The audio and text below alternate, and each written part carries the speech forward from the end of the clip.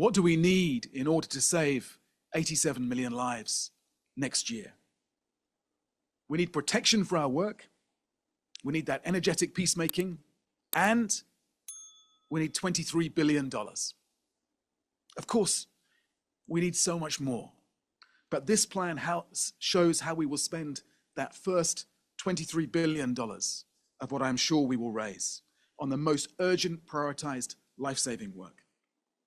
And I know budgets are tight right now. Families everywhere are under strain.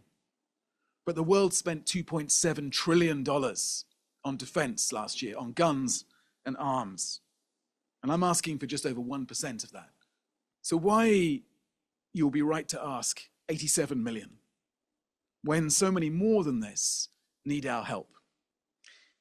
The plan sets out where we need to focus our collective energy first. It's therefore based on excruciating life and death choices. Beyond that, of course, there is so much more that we must and should be doing. And this plan has details of what more we could do with more support. And I, of course, commend to you the superb appeals being launched for next year across the humanitarian community. But we have to start somewhere. And this plan identifies where, on the basis of data and on the basis of a massive evidence-gathering exercise across 50 countries. It's the cuts, ultimately, that are forcing us into these tough, brutal choices that we're having to make.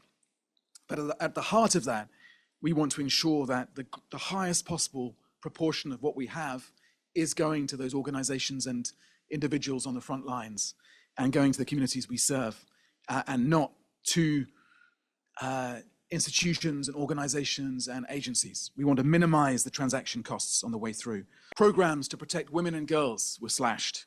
Hundreds of aid organizations shut. And over 380 aid workers were killed, the highest on record.